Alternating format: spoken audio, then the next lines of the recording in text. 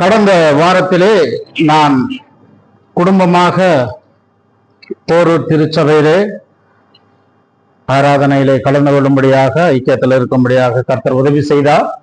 அவர்களும் நம் சபைக்காக ஜெபித்துக் கொண்டிருக்கிறார்கள். அவர்களும் சபைக்கு வாழ்த்துதல் சொல்ல சொல்லி என்னிடத்தில் கூறினார்கள். ஆகையால் நீங்கள் போரூர் சபைக்காக அவருடைய ஊழியங்களுக்காக ஜெபித்துக் கொள்ளும்படி அந்த ஜெப குறிப்பை என்னிடத்தில் சொல்லி அனுப்பினார்கள். சபையின் மூப்பர்களுக்கும் விசுவாசிகளுக்கும் இதை தெரியப்படுத்துங்கள் என்று அங்கு இருக்கக்கூடியவர்கள் சொன்னதனால் நான் உங்கள் மத்தியிலே இதை நான் அறிவிக்கிறேன். இன்றைய தின தியானத்திற்காக ஏசாயாவின் புத்தகம் 28ஆம் அதிகாரம் 16ஆம் வசனம். Book of Isaiah chapter 28 verse 16.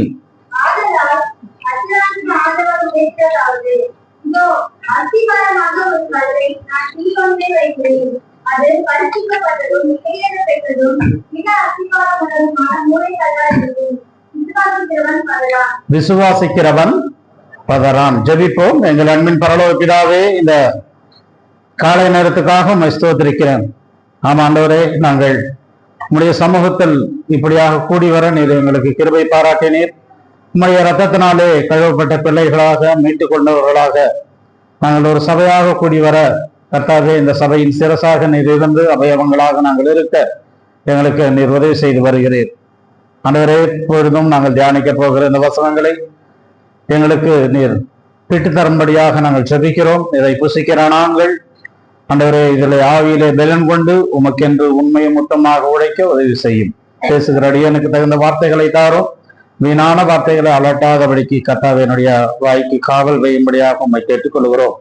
ஆண்டவரே, இந்த நேரத்தை முழுவதும் உடைய கரங்கள் ஒப்பு கொடுக்கிறோம். கர்த்ததாமே ஆண்டவரே, பரிசுத்த ஆவியானவரை கொண்டு இந்த இடத்தில் அசைவாடி எங்களுக்குள்ளே ஆண்டவரே இருதயத்திலே இதை ஒரு நல்ல நிலத்தில் விழுந்த விதையை போல கனி கொடுக்க உதவி செய்யும். ஆண்டவர் ரட்சகரமாகிய இயேசு கிறிஸ்துவில் ஏறப்பெற்ற நாமத்தின் மூலம் கேட்டுக்கொள்கிறோம் பிதாவே, ஆமென். கடந்த மாதத்திலே இந்த ஏசாயாவின் புத்தகத்தை நாம் மேலோட்டமாக பார்த்து கொண்டு வந்தோம். யாருக்காவது நினைவு இருக்கா? கடந்த மாசத்திலே நாம் தியானித்ததை யாருக்காவது இருக்கா? நினைவு இருக்கா? 66 புத்தகங்கள் கொண்ட வேதம், 66 அதிகாரங்கள் கொண்ட புத்தகம் ஏசாயாவின் புத்தகம். பெரிய பைபிளுக்குள்ள ஒரு சிறிய பைபிள் என்றால் அது ஏசாயாவின் புத்தகம் என்பதை நாம் கடந்த நாட்களிலே அதை தியானிக்க நமக்கு உதவியாக இருந்தது. அது மட்டுமல்ல, ரட்சிப்பை குறித்து அந்த 5 காரியங்களை கடந்த மாதத்தில் பார்த்தோம் என்று நினைக்கிறேன். முதலாவதாக பாவியும் ரட்சிப்பும் என்கின்ற கோணத்திலே, இரண்டாவதாக இஸ்ரவேல் ஜனங்களுடைய சரித்திரத்தையும், மூன்றாவதாக ஆண்டவராக இயேசு கிறிஸ்துவனுடைய பிறப்பு, அவருடைய பாடுகள், மரணம், அடக்கம் இல்லையா, 2ஆம் வருகை, எல்லாவற்றையும் அங்கு பார்த்தோம். நான்காவதாக சபையை குறித்து, புதிய ஏற்பாட்டின் சபையை குறித்து ஏசாயாவின் புத்தகத்திலே எப்படி எழுதப்பட்டது என்பதை பார்த்தோம். ஐந்தாவதாக புதிய சிருஷ்டிப்பை குறித்து, புதிய வானம் புதிய பூமியை குறித்து கடந்த நாட்கள்ல நாம் அதை பார்த்து கொண்டு வந்தோம். இன்றைய தினத்திலும் இதிலிருந்து ஒரு 5 காரியங்களை சொல்லலாம் என்று நினைக்கிறேன்.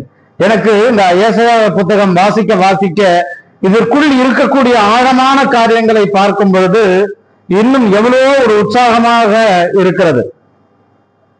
ஒரு ஆடுகளின் மெய்ப்பன் இருந்தானாம். பல ஆடுகள் மெய்ப்பதாக ஒரு 4-5 பேர் சேர்ந்து காலையிலே ஆடுகளை அந்த மலைக்கு அவர்கள் மேய்க்கும்படியாக போனார்கள். அந்த பகல் முழுவதும் ஆடுகளை மேய்த்து மாலையிலே வீடுகளுக்கு திரும்பும் பொழுது ஒரு மெய்ப்பனுடைய ஆடுகளிலே ஒரு 2 ஆடுகள் காணாமல் போய்விட்டது. அவன் பகரடித்து அங்குமிங்குமாக தேடி பார்த்தான். எங்குமே அந்த 2 ஆடுகள் கிடைக்கவில்லை. பக்கத்தில் ஒரு குகை இருந்ததாம், ஒரு கெவி. அந்த கெவிக்குள் இருக்கலாம். ஆனால் கெவிக்குள் வேற எதையாவது ஒரு மிருகம் இருந்தால் என்ன செய்வது என்று வெளியில் இருந்து யோசித்து சில கற்களை பொறுக்கி கொண்டு அந்த கற்களாலே உள்ள எரிந்து ஆனோம். எரிந்தால் உள்ள டப்புன்னு ஒரு சத்தம் மட்டும்தான் கேட்குது. உடைந்ததை போல ஒரு சத்தம் மட்டும் கேட்டது. இருந்தும் அவனுக்கு தைரியமாக இல்லை உள்ள போக. மற்ற மெய்ப்பர்கள்லாம் வந்த பிறகு உள்ள போய் ஆடுகள் இருக்கா என்று பார்த்தால் ஆடுகள் அந்த இடத்தில் இல்லை. ஒரு மண்ணினாலே செய்யப்பட்ட ஒரு பெரிய பானைக்குள்ள பல தோல் சுருள்கள் சுத்தி உள்ள வைக்கப்பட்டிருந்தது. இவன் எரிந்த கல்லினாலே அந்த பானை உடைந்தது. அவன் அந்த தோல் சுருளை எல்லாம் எடுத்து பார்த்தான். அவனுக்கு ஒன்றும் புரியவில்லை. ஏனால் படிப்பறிவு இல்லாதவன், இதை என்ன செய்வதென்றே தெரியவில்லை. உடன் இருந்தவர்கள் சொன்னார்களாம், நம்ம எல்லாரும் இந்த தோலை வச்சு செருப்பு தைக்கலாம் இல்லையா? தோலை வச்சு என்ன பண்ண முடியும்? செருப்பை நம்ம தைக்கலாம். அதனால பக்கத்தில் இருக்கக்கூடிய செருப்பு தைக்கக்கூடிய அல்லது ரிப்பேர் செய்யக்கூடிய ஒரு இடத்துல நாம் கொடுத்து நம்ம அனைவரும் செருப்பு தைக்கலாம் என்று கொண்டு போய் அவரிடத்தில் கொடுத்தார்களாம். அவர் சொன்னாராம், இப்பொழுதே மாலை ஆகிவிட்டது, உங்களை அளவு எடுத்து நான் இதையெல்லாம் தைக்க பல நேரமாகிவிடும். எனக்கு ஒரு வாரம் டைம் கொடுங்க. ஒரு வாரம் கழிச்சு வாங்க, நான் உங்களுக்கு எல்லாருக்கும் செருப்பு தைத்து வைக்கிறேன் என்று அந்த தோல் சூழலை எல்லாம் சுற்றி ஒரு மூலையில வைத்தாராம்.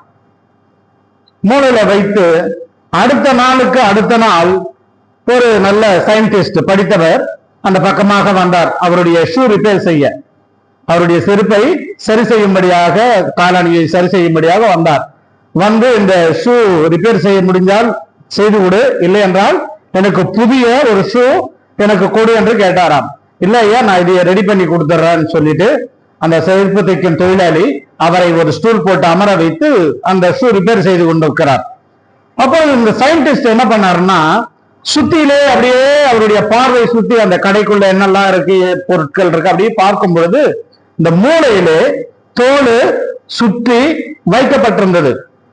இவர் கேட்டாராம் சயின்டிஸ்ட், அது என்னதுன்னு.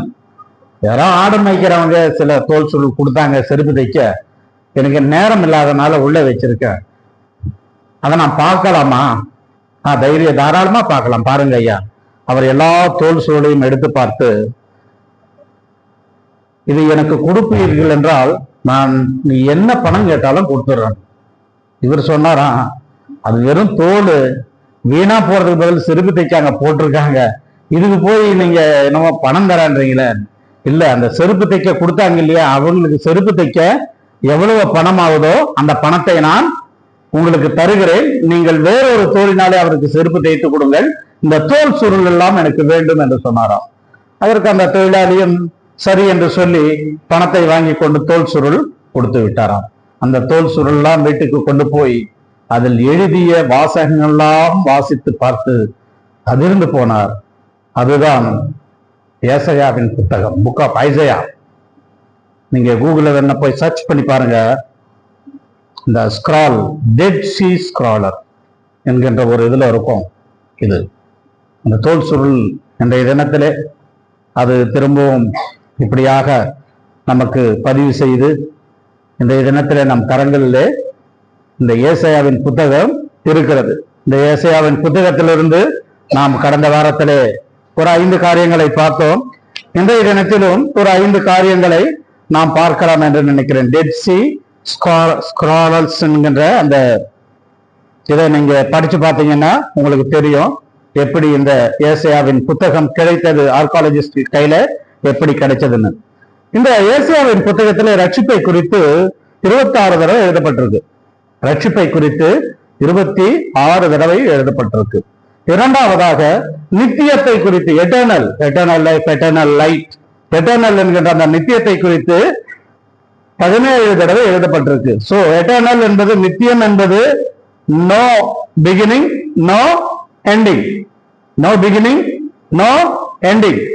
அப்புறம் சியோன் என்கின்ற வார்த்தை அதிக தடவை பயன்படுத்தியது ஏசாயாவின் புத்தகத்தில் தான். சியோன் என்கின்ற வார்த்தை, ஏசாயா தன் குடும்பமாக கர்த்தருக்கு ஊழியம் செய்தார்.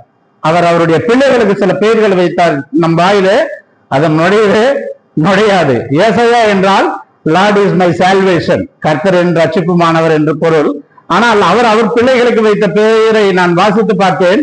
8ஆம் அதிகாரம் 3ஆம் வசனம், நான் தீர்க்கதரிசியானவளை சேர்ந்தபோது அவள் கர்ப்பவதியாகி ஒரு குமாரனை பெற்றால், அப்பொழுது கர்த்தர் என்னை நோக்கி மகேர் சாலால் ஆஷ்பாஸ் என்னும் பேரை அவனுக்கு இடு. இந்த பேர்லாம் நமக்கு வாயில நுழையாது இல்லையா?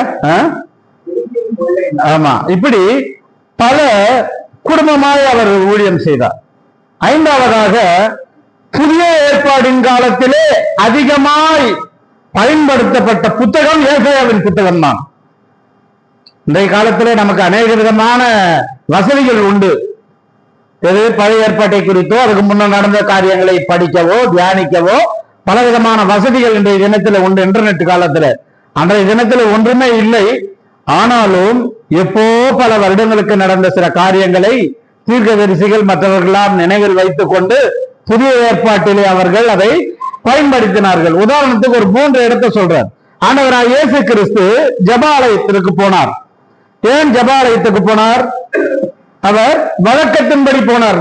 2ஆம் பல தடவை நான் சொல்லியிருக்கேன். லூக்கா 4ஆம் அதிகாரம் 17ஆம் வசனம். லூக்கா 4ஆம் அதிகாரம் 17ஆம் வசனம். போதும். என்ன புத்தகம்? சங்கீதம் இருக்கலாம். நாம சங்கீதம் தவிர வேற எதுவும் வாசிக்கிறது இல்ல வெறும் சங்கீதங்களை மட்டும் அதுவே வாசிச்சுக்கிட்டே இருக்கோம். அவரிடத்துல என்ன புத்தகம் கொடுக்கப்பட்டதான்? ஏசாயாவின் புத்தகம் கொடுக்கப்பட்டது. தேவனுடைய ஆலயத்திலே தியானிக்கக்கூடிய ஒரு புத்தகமாய் புதிய ஏற்பாட்டின் காலத்தில் ஏசாயாவின் புத்தகம் இருந்திருக்கிறது. 2ஆவதாக ஒரு பினான்ஸ் மினிஸ்டர். அப்போஸ்தலர் நடபடிகள் 8ஆம் அதிகாரத்துல இங்க ஒரு அதிகாரியை பார்க்கிறோம். அவர் எருசலேமுக்கு வந்து திரும்பி போய் கொண்டிருக்கிறார். எத்தியோப்பியனுடைய ராஜஸ்ரீ கந்தாகே என்பவருடைய மந்திரியும் அவருடைய பொக்கிஷ எல்லாவற்றுக்கும் தலைவனுமாய் இருந்த எத்தியோப்பியனாகிய ஒருவன். 27ஆம் வசனம்.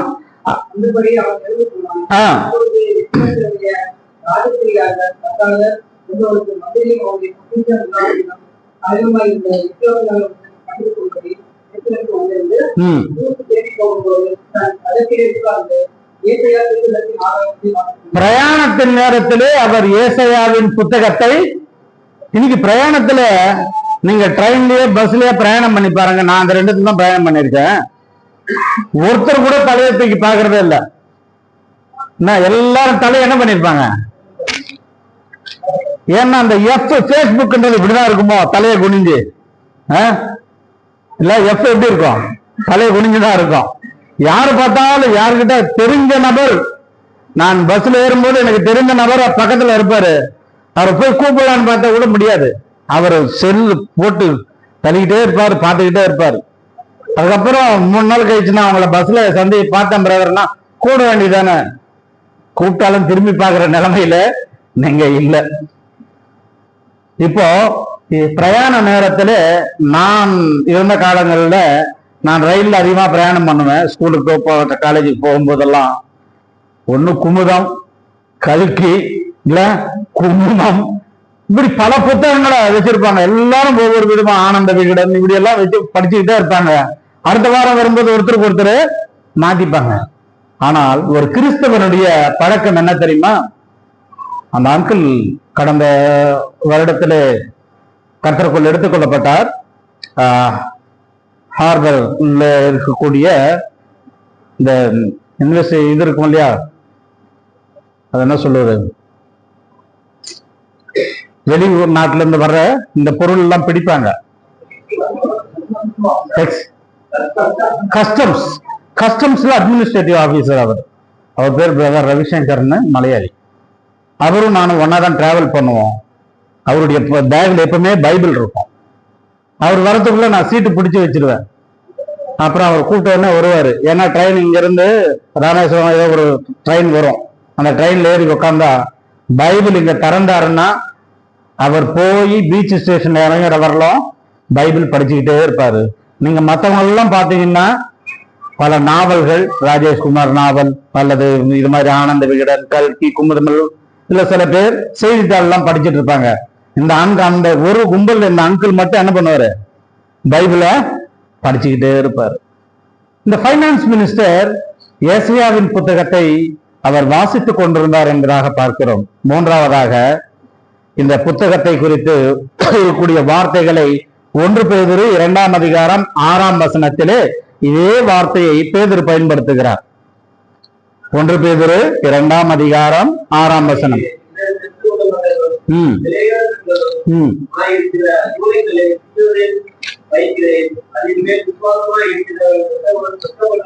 வெட்கப்படுவதில்லை.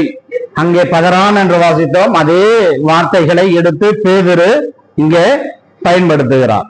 சோ ஏசாயாவின் புத்தகத்தை குறித்து இது ஒரு ஹிமாலயாஸ் என்று சொல்லலாம். உயர்ந்த ஒரு இடத்துல இருக்கக்கூடிய ஒரு புத்தகம்.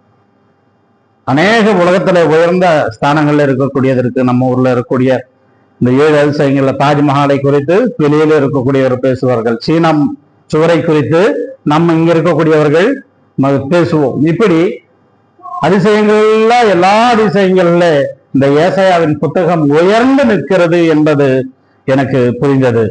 ஏனென்றால் ஏசாயா 53 அந்த ஒரு அதிகாரம் புதிய ஏற்பாடிலே முழுவதும் எழுதப்பட்டிருக்கு. மத்தேயு, மார்க்கு, யோவான் மற்ற நிருபங்களிலே அவருடைய பாடுகளை குறித்து, அவருடைய மரணத்தை குறித்து, அடக்கத்தை குறித்து ஏசாயா 53 அதிகாரத்தில் எழுதப்பட்டது. நமக்கு இப்படி பல விதமான காரியங்களை தெரிஞ்சுக்கணும். எது ஏன் சிறந்தது?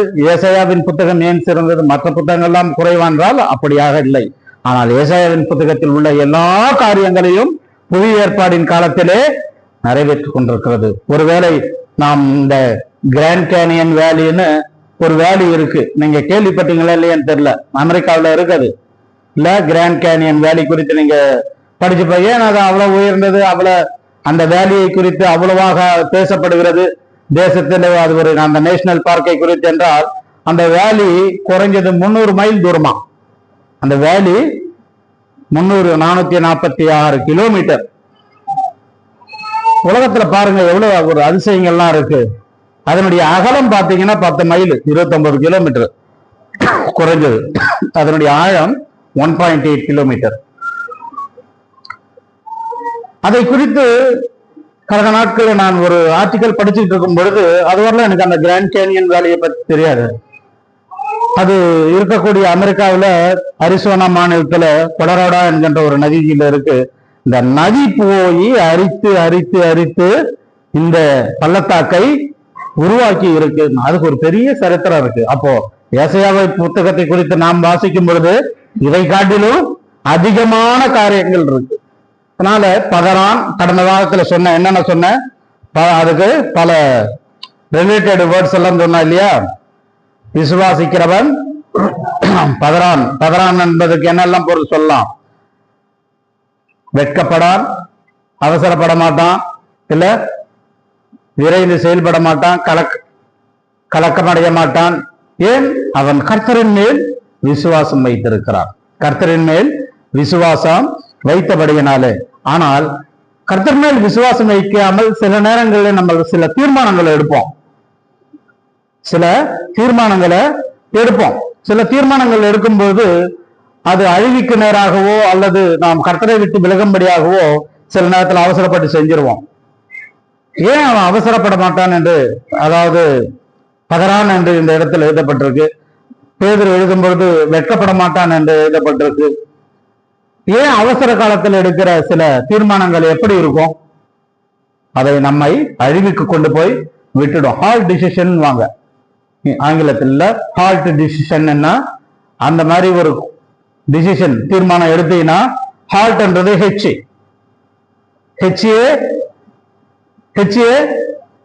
ஹால்ட் தெரியாதா? HALT halt. H for hungry. நீ பசியில முடிவு எடுத்து பாரு எப்படி இருக்கும். நல்ல பசியா இருக்கும்போது முடிவு எடுத்தா அது விளைவிலை கொண்டு போய் விட்டு விடும். A for angry. ஆங்கிரினா கோபம். பசியிலையும் முடிவெடுக்க கூடாது, கோபத்திலையும் முடிவெடுக்கக்கூடாது. சில குடும்பங்கள்ல நடக்கூடிய பிரச்சனைகளும் இங்கதான் ஆரம்பிக்குது. என்னுடன் ஒரு ஓட்டுநர் இருந்தார். நான் அவரை ஒருவேளை துரிதப்படுத்தினால், நீ எவ்வளவு தொல்லை பண்ணாலும் சரி, நான் சாப்பிடாம நான் இந்த வண்டியை ஓட்ட மாட்டேன்னு அப்படியே ரோட்ல ஓரமா நிறுத்திட்டு பெரிய பையில இவ்வளவு பெரிய தூக்குல சாப்பாடு வச்சிருப்பாரு. ஒரு பலகையை ஒண்ணு மேல அந்த ஸ்டேரிங் மேல வச்சுக்கிட்டு சாப்பிட்டுட்டு தான். பிறகு என்கிட்ட சொன்னாரு, கோவத்துல பசியில நான் வண்டி ஓட்டினேன்னா நான் டென்ஷன் ஆயிடுவேன்.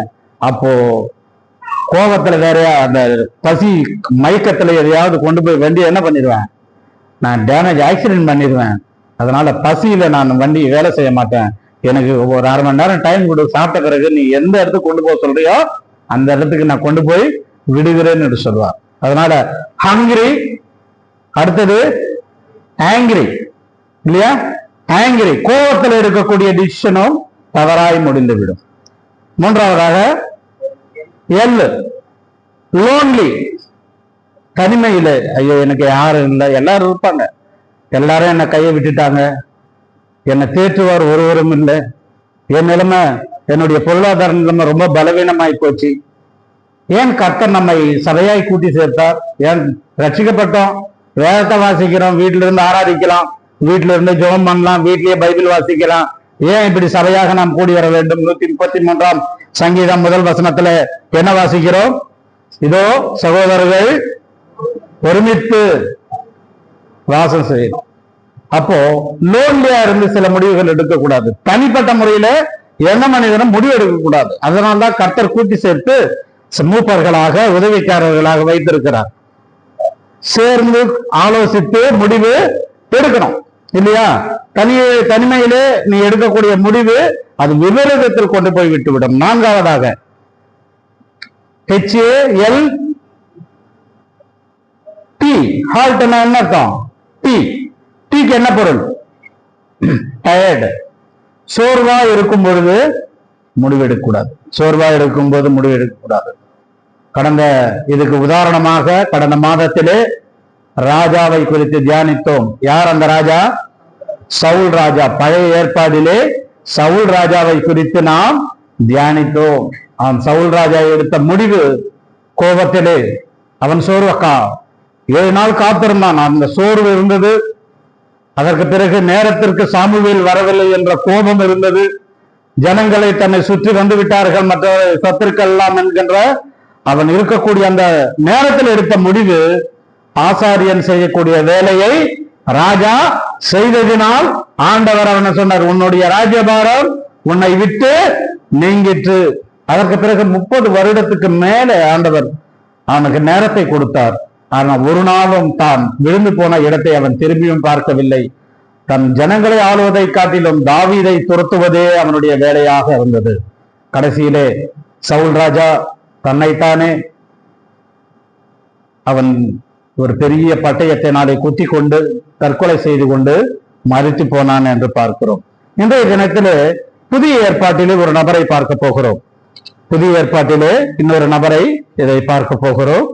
லூக்கா எழுதிய சுவிசேஷம் 15ஆம் அதிகாரத்துக்கு திருப்பிக் கொள்வோம். லூக்கா 15ஆம் அதிகாரம் 11-12.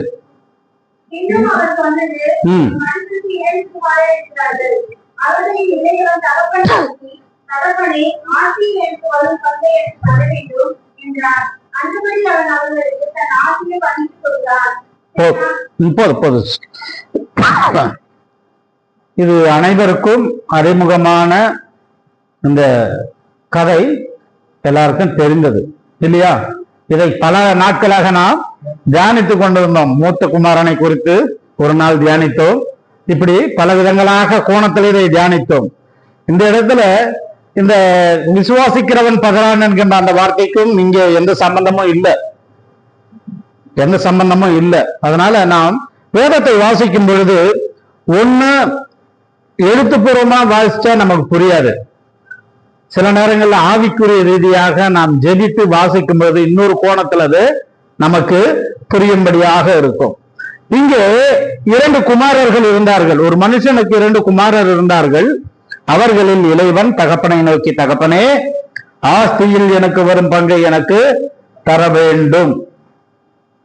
தகப்பனார் நல்ல உடல் ஆரோக்கியத்துடன் இருக்கிறார்.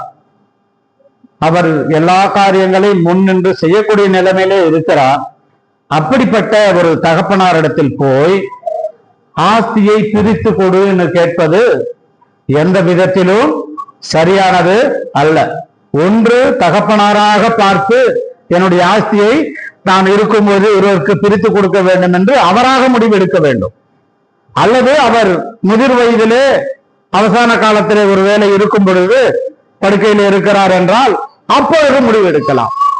இந்த ஒரு செய்தி வேதத்தில் வேற எங்குமே இல்லை. தகப்பனாரிடத்தில் குமாரன் போய் எனக்கு ஆஸ்தியை பிரித்து கொடு என்று கேட்பது வேற எங்குமே இங்கு இல்லை. கேட்டது இளைய மகன், கொடுத்தது இருவருக்கும். வாசிங்க. அந்தபடி அவன் அவர்களுக்கு, அந்தபடி அவன் கேட்டது யாரு? இளைய மகன். ஜாக்பாட் அடிச்சதா இருக்கு மூத்த மகனுக்கு. மூத்த மகனுக்கும் இந்த இருதயத்தில் இருந்தது, ஆனால் அவன் வெளியே காட்டிக்கொள்ளவில்லை. அது அவன் எப்பொழுது வெளியே காட்டிக்கொள்ளுகிறான் என்றால், நான் என் சிநேகிதரோடு இருக்கும்படி, சந்தோஷமா இருக்கும்படி ஒரு காலம் எனக்கு ஒரு ஆட்டுக்குட்டியும் தரலன்னு சண்டை போடுறான் பாரு 29ஆம் வசனத்துல. அப்பதான் அவன் இருதயத்துல கூட என்ன இருக்கு? சொத்து பிரிச்சு கொடுத்தா நல்லா இருக்குன்றது இருதயத்துல இருக்கு மூத்த மகனுக்கு. ஆனால் வெளியே கேட்டது இளைய மகன். ஏன் இளைய மகன் இப்படியாக கேட்டான்?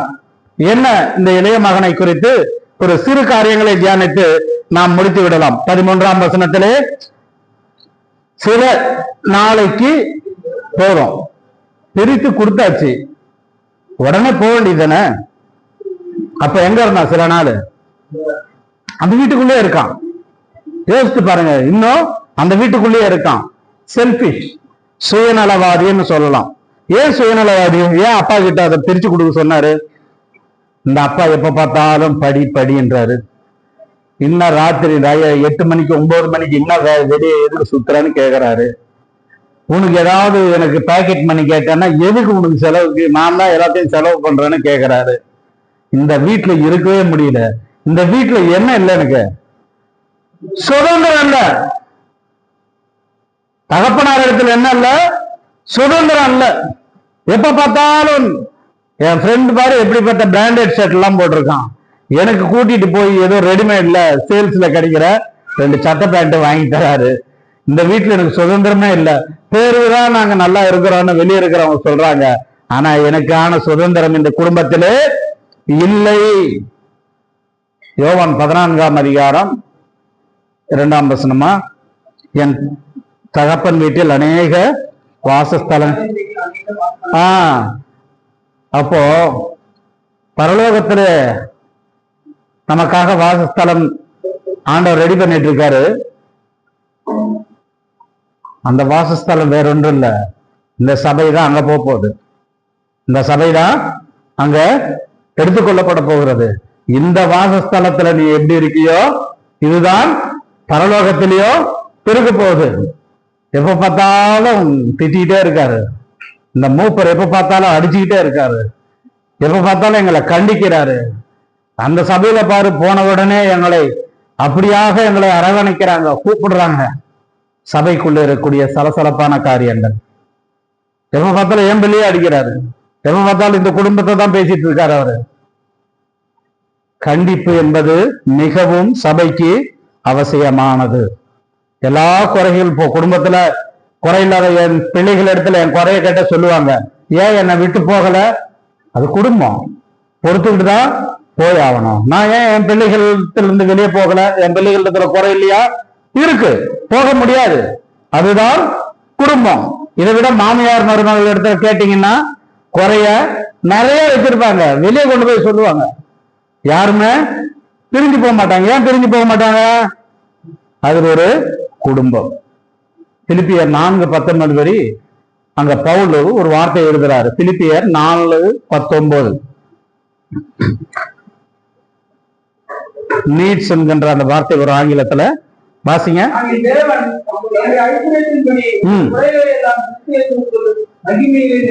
குறைகளை நிறைவாக்குவார், ஆசைகளை நிறைவாக்க மாட்டார். நல்லா புரிஞ்சுங்க. தகப்பனா இருக்கக்கூடியவர்கள், பெற்றோர்களா இருக்கக்கூடியவர்கள் குறைகளை நிறைவாக்குவார். உனக்கு என்ன படிக்கணும், உனக்கு எப்படிப்பட்ட ட்ரெஸ் வாங்கி கொடுக்கணும், எப்படிப்பட்ட வண்டி வாங்கி தரணும், இது தேவையா தேவையில்லையா என்பதை பெற்றோர்களால் உணர முடியும்.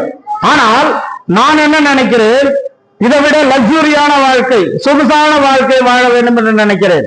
ஆண்டவர் இடத்துல போய், ஆண்டவரே நான் எனக்கு நல்ல உயர்ந்த ஒரு கார் வேணும்னு கேட்பதற்கும், ஆண்டவரே நான் போக்குவரத்துக்கு ஒரு வண்டி வேணும் கேட்பதற்கும் வித்தியாசம் உண்டு. இங்க வாசித்த வேத பகுதியிலே குறைகளை இயேசு கிறிஸ்துவுக்குள் நிறைவாக்குவார், உங்கள் ஆசைகள் அல்ல. இந்த இளையகுமாரன் இவன் சொகுசாய் வாழ வேண்டும் என்று நினைத்தான். ஆனால் தகப்பனாருடைய கண்டிப்பினாலே அவன் அங்கிருந்து போக அவனால் முடியவில்லை. ஒரு நாள் முடிவு எடுத்தான். தைரியமா தகப்பனார்கிட்ட போனான். எனக்கு வரும் ஆஸ்தியிலே பங்கு கொடு என்று கேட்டான். இவன் ஒரு செல்பிஷாக இருந்தான். சபைகளுக்குள்ளேயும் நாம் பல சபைகள்ல நான் கடந்த வாரம் போரூர் போயிருந்தேன். அது மட்டும் இல்லாமல் பல சபைகள் அம்பத்தூர் போயிருக்கேன், பல சபைகள்ல போயிருக்கேன். எல்லா சபையிலும் ஒரு பிரச்சனை, எல்லா சபையிலும் ஒரு குறை. ஒருவரை குறித்து ஒரு சொல்லிக் கொண்டேதான் இருப்பார்கள். நான் என் தகப்பனை வீட்டை விட்டு நான் இங்கிருந்து வெளியே போனேன் என்றால் திரும்பவும் நானாகத்தான் வரணும். இரண்டாவதாக வாசிங்க அந்த கண்டினியூ 15ஆம் அதிகாரம்.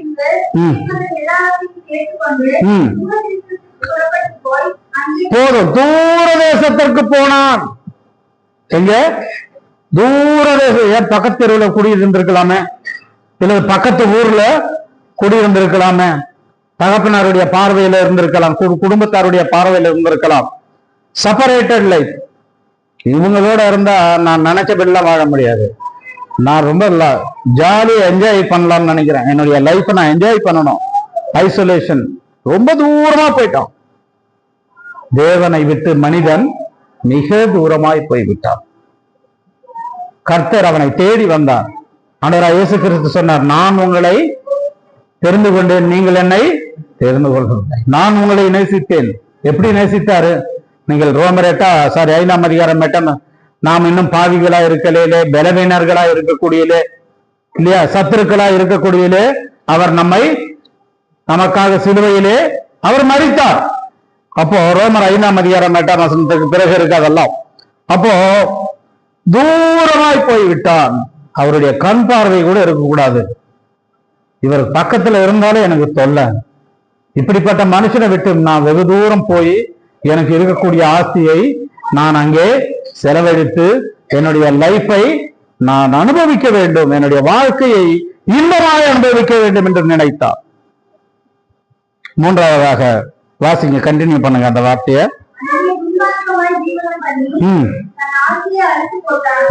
செலவழித்து விட்டான், எல்லாவற்றையும் செலவழித்து விட்டான். தகப்பனார், குடும்பம், வீடு, ஏன் கர்த்தர் இப்படி கட்டமைத்து இருக்கிறார்? நமக்குள் அநேக பிரச்சனைகள் இருக்கலாம், கலக்கங்கள் இருக்கலாம். ஆனாலும் கர்த்தர் ஒரு குடும்பமாய் நம்மை கட்டி சேர்த்தார், ஒரு சபையாக கட்டி சேர்த்தார்.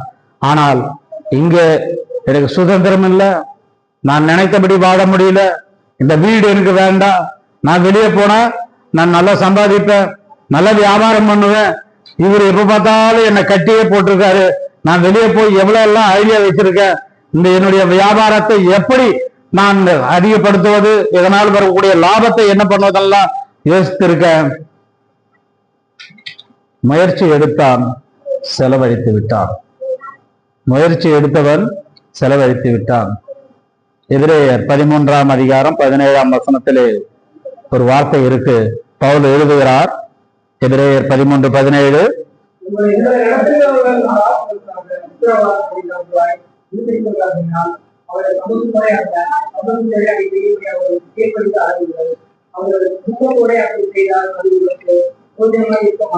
உங்கள் ஆத்துமாக்களுக்கு பதில் சொல்ல வேண்டியவர்கள் இல்லையா? 13ஆம் அதிகாரம் 17ஆம் வசனம், உங்கள் நடத்துகிறவர்கள் உங்கள் ஆத்துமாக்களுக்காக உத்தரவாதம் பண்ணவர்களாய் விழித்திருக்கிறவர்களானபடியால் பதில் சொல்ல வேண்டிய நிலைமை இருக்கு. சபையை நடத்தக்கூடியவர்களுக்கு ஆத்துமாக்களை குறித்து கர்த்தரிடத்துல பதில் சொல்லணும். அதனால கண்டிப்போடு தான் நடத்துவாங்க. நம்மை கண்டித்து அவர்கள் எதற்காக கண்டிக்க 12ஆம் அதிகாரத்தில் இன்னொரு வசனம் பாருங்க, 5ஆம் வசனம், அன்றியும் என் மகனே கர்த்தருடைய சிட்சையை அற்பமாக எண்ணாதே, அவரால் கடிந்து கொள்ளப்படும் போது சோர்ந்து போகாதே. இது அற்பமா எண்ணக்கூடாது. சில நேரங்கள்ல நான் சபையில நின்று அழுத காலங்கள்லாம் உண்டு. ஏன்னா அவ்வளவு கண்டிப்பா இருப்பாங்க எங்க மூப்பர்கள்லாம். எந்த வேலையும் செய்யறதுக்கு மனசே இருக்காது. ஆனா அப்போ வந்து திருப்பி வேலை கொடுப்பாங்க, இது செய்யக்கூடாது, இல்ல இவரை பார்த்துக்கலாம், இவரை பத்தி எனக்கு தெரியாதா, இவர குடும்பத்தை பத்தி எனக்கு தெரியாதா, இவங்க பசங்களை பத்தி எனக்கு தெரியாதா, எல்லாம் மனசுக்குள்ள ஓடிக்கிட்டே இருக்கும். செலவழித்து விட்டான், எல்லாவற்றையும் செலவழித்து விட்டான். இப்போ அவன் இடத்துல ஒண்ணுமே இல்லை. என்ன இல்லை? காளி, எம்டி. அவனுடைய இருதயமும் எம்டி ஆகிவிட்டான். இருதயத்துல ஆண்டவர் கூடி இருந்தார், தகப்பனார் கூடி இருந்தார். நீங்கள் தேவனுடைய ஆலயமா இருக்கிறீர்கள் என்றும் தேவனுடைய ஆவி உங்களில் வாசம் பண்ணுகிறது என்றும், நீங்கள் தேவனுடைய ஆவி இல்லை. சகவாசத்திலிருந்து எப்பொழுது வெளியே போறியோ தேவனுடைய ஆவியும் உன்னோட இருக்க போறதில்ல. நீ வெறும் இருதயத்தோடு வெளியே போற. செயற்கையாக, அதாவது என்ன சொல்றது, ஆர்டிபிஷியலா செயற்கையாக அவர்கள் ஆனந்தத்தை தேடினார்கள். இன்னைக்கு ஆர்டிபிஷியல் இன்டெலிஜென்ஸ் வந்திருக்கு. இப்படியே செயற்கையான காரியங்களையே தெரியும். ஆனால் கர்த்தரோ இயற்கையாக நமக்கு கொடுத்த குடும்பம், இயற்கையாக கொடுத்த சபை, அதற்குள்ளே நாம் அடங்கி இருக்க வேண்டும். நான்காவதாக 15ஆம் அதிகாரம் 15ஆம் வசனமா, அந்த தேசத்தில் குடியில் ஒருவனிடத்தில் போய் ஒட்டி கொண்டான். இங்க ஒட்டி கொண்டான் இருக்கு. நீங்க வேற மொழியில வாசிச்சு பார்த்தீங்கன்னா அந்த இடத்துல வேலைக்கு சேர்ந்துட்டான், அடிமையாகி விட்டான். அடிமையாய், ஸ்லேவரி, அடிமையாய் போய் விட்டான். எங்க? தூர தேசத்துல. பக்கத்தில் இருந்தால் தகப்பனாராவது அவனை ஒரு வேலை, என் மகன் இப்படி ஆகிவிட்டானே என்று திருப்பியும் அடைத்திருக்கலாம். ஆனால் அவன் தூர தேசத்திற்கு போய் அடிமையாய் ஆகிவிட்டான். அவன் பதட்டப்பட்டான். அல்லது தனக்கு இருக்கக்கூடிய ஆஸ்தி முதல்ல வேண்டும்னு அவன் சுயநலமாய் யோசித்தான். சுயநலமாய் யோசித்தவன் பக்கத்தில் இருக்காமல் தூரமாய் போய்விட்டான். தூரமாய் போனவன் செலவழித்து விட்டான். செலவழித்தவன் அடிமையாகி விட்டான். இங்க தகப்பனார், அங்கே எஜமானன், இல்லையா? அப்படித்தானே இருக்கு. அந்த தேசத்தில் குடிகள் ஒருவனிடத்தில் போய் ஒட்டி கொண்டான். இங்க தகப்பனார், அவர் திட்டினாலும் அவர் என்ன செய்தாலும் அன்பை காண்பிப்பார். ஆனால் எஜமானன், மாஸ்டரா இருக்கக்கூடியவர் ஒரு காலம் அது செய்ய மாட்டார். உன்னை வைத்து வேலை வாங்கி கொடுமைப்படுத்ததான் நினைப்பார். இங்கே என்ன இருக்கு? ஆகாரம் இருக்கு. என் தகப்பன் வீட்டில் அநேக பேருக்கு ஆகாரம் இருக்கு. ஆனா அங்க என்ன இருக்கு? தவிடு இருக்கு. அங்க என்ன இருக்கு? தவிடு இருக்கு. இங்க தகப்பனார் இருக்காங்க, அங்க எஜமானார் இருக்காங்க.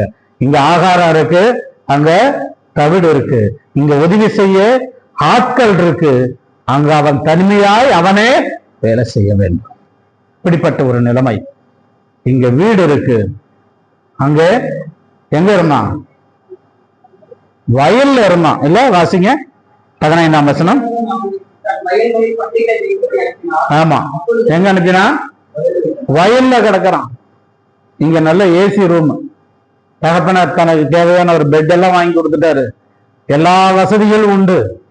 எப்பொழுது தகப்பனுடைய வீட்டை விட்டு, சகவாசத்தை விட்டு நாம் வெளியே போகிறோமோ அப்பொழுது எல்லாம் மாறிவிடும். அவன் வயலிலே கிடந்தான். 5ஆவதாக, யூதர்கள் ஆடுகளை மேய்ப்பார்கள். யாக்கோபு ஆடுகளை மேய்த்தான், இல்லையா? ஆபிரகாம் ஆடுகளும் ஒட்டகங்களை உடையவனாக இருந்தான். மோசே ஆடுகளை மேய்த்தவனாக இருந்தான். ஆண்டவராய் இயேசு கிறிஸ்துவை பார்த்து சொல்லும் பொழுது கூட, இவர் இதோ உலக பாவத்தை சுமந்து தீர்க்கிற தேவ, ஆடுகளுக்கு ஒப்பிட்டுதான் யூதர்கள் சொல்வார்கள். அப்படிப்பட்ட யூதனா இருக்கக்கூடிய இந்த இளைய மகன் அருவருப்பான ஒரு காரியத்தில் இறங்கிவிட்டான். என்ன என்றால், பன்றிகளை மேய்க்க போய்விட்டான். பன்றிகளை மேய்க்க போய்விட்டான். எனக்கு அருமையான தேவஜனமே, விசுவாசிக்கிறவன் பதறான் என்றால், கர்த்தர் மேல் விசுவாசம் வைத்து கர்த்தர் நமக்கு வைத்த இடத்துல நாம் இருக்கும் பொழுது கர்த்தர் நம்மை 30, 60, 100மாக கொஞ்சம் கொஞ்சமாக நம்மளை உயர்த்துவார், பயன்படுத்துவார். ஆனால் கர்த்தர் வீட்டை விட்டு நாம் பதறி வெளியே போகும் பொழுது விசுவாசத்தின் குறைச்சல் ஏற்படுகிறது. சொல்லப்பட்ட எல்லா காரியங்களும் நம் வாழ்க்கையிலும் நடக்க ஆரம்பித்திருக்கிறது. 1 சாமுவேல்ல வாசிக்கிறோம் 13ஆம் அதிகாரத்துல சவுல் ராஜா அவன் பதட்டப்பட்டான். பழைய ஏற்பாட்டின் சவுல் பென்யாமின் கோத்திரம், புதிய ஏற்பாட்டின் சவுலோ பென்யாமின் கோத்திரம்.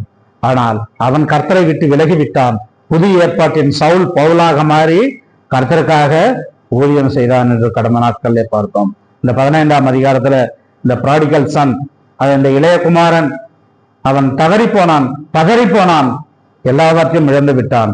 ஆனால் அடுத்த வசனம், அவனுக்கு புத்தி தெளிந்த 17ஆம் அதிகார வசனமா?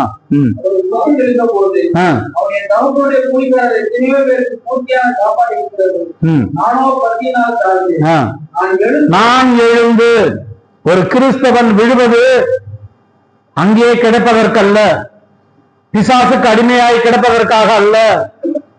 ஒருவேளை கர்த்தரை விட்டு நாம் வெகு தூரம் போகலாம், கர்த்தருடைய ஆவி நம்ம விட்டு விலகி போகலாம்.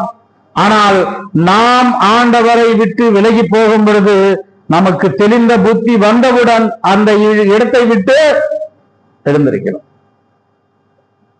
அவன் எழுந்து என்று பார்க்கிறோம். அந்த வார்த்தையை நான் ஏற்கனவே உங்களுக்கு பல தடவை நான் சொல்லியிருப்பேன். அவனுக்கு புத்தி தெளிந்த போது, ஆங்கிலத்தில் அது வேற விதமா எழுதப்பட்டிருக்கணும் இல்லையா? ஆங்கிலத்தில் எப்படி இருக்கு?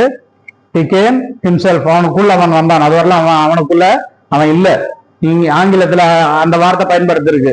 இங்க புத்தி தெளிப்பதற்கு என்ன பொருள்னா, நானா இல்ல, இத்தனை நாள் எனக்குள்ள பணம் இருந்தது, இல்ல வேறொருவர்கள் எனக்கு ஆலோசனை கொடுக்கிறவர்களாக இருந்தார்கள், அதனால் என் வாழ்க்கை சீரழிந்து விட்டது. எப்பொழுது அவனுக்குள் அவன் வந்து விட்டானோ யோசிக்க ஆரம்பித்து விட்டான். நாமும் நமக்குள் இல்லாதவரை பல காரியங்களை செய்து கொண்டிருப்போம். எப்பொழுது நாம் நமக்குள் வருகிறோமோ, என் தகப்பன் வீட்டில் இப்படி இருந்தன, நான் இப்படி எல்லாம் நான் சாப்பிட்டுட்டு இருந்தேன், நான் தேவைகளை சந்திக்கப்பட்டிருந்தது, ஒரு நாளும் பஞ்சம் இல்லாம இருந்தது. அவன் யோசிக்காரன். புத்தி தெளிந்த போது 18ஆம் வசனத்திலே அவன் எழுந்து டிசிஷன் எடுக்கிறான் இல்லையா? பதட்டப்பட்டவன் முடிவு எடுக்கிறான். முடிவு எடுக்கலைன்னா அவனுடைய வாழ்க்கை அங்கேயே போயிருக்கும். பிள்ளைகள் விழுவார்கள் அடிக்கடி. திருக்குழந்தைங்க என்ன பண்ணுவாங்க? ஓடும்போது விழுவார்கள், எந்திரிப்பார்கள். நம்மள என்ன சொல்லுவாங்க? விழுட்டோம், ஸ்ட்ராங் ஆயிடுவாங்க, எந்திரிக்கிட்டான்னா. அதே பெரியவர்கள் விழுந்தால் எழுவது மிக கடினம். அவன் தானாக இட வேண்டும் என்றால் அவன் யோசிக்கணும். யோசித்தால் மட்டும்தான். இதுக்கு நடுவுல எந்த மீடியேட்டரும் தேவையில்லை. எங்களுக்கு பஞ்சாயத்து பண்ணுங்க, நான் எனக்கும் என் தகப்பனா இருக்கும், இல்ல கேக்குறாங்க இல்லையா, ரெக்கமெண்ட் பண்ணுங்க, நீங்க எனக்காக பேசுங்க, பிரதர் நீங்க பேசுங்க, சிஸ்டர் நீங்க பேசுங்க. ஒருவரையும் நமக்காக பேச வேண்டியதில்லை. யார் விடுகிறோமோ அவர்கள்தான் எழுந்து தீர்மானித்து அவராக போய் தகப்பனாரிடத்தில் சரி செய்து கொண்டார்கள். இங்க வாசிக்கிறோம், இந்த பரிசுத்த வேதாகமத்திலே தகப்பனை வீட்டு விட்டு வெளியே வந்தவர்கள் ஒரு 3 பேரை பார்த்துட்டு முடிச்சிடலாம். சரி, ரெபேக்கான இடத்துல கேக்குறாங்க, இந்த மனுஷனோட போவியா? இந்த மனுஷன் யாரு என்னமோ தெரியாது இல்லையா? எங்க 24ஆம் அதிகாரம் 58ஆம் வசனம், ஆதியாகமம் 24:58. நம்முடைய பிரயாணம் எப்படி இருக்குன்னா, ஆவியின் பிரயாணம்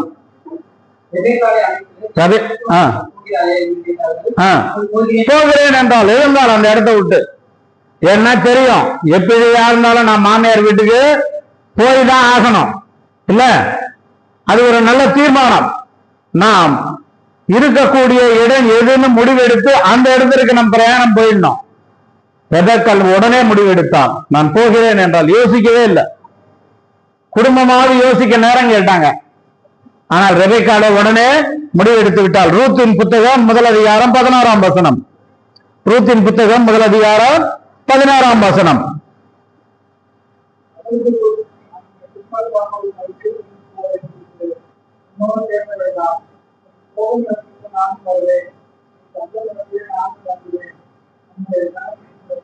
நீ போகும் இடத்திற்கு நானும் போகிறேன், நீ தங்கும் இடத்தில் நானும் தங்கிறேன்.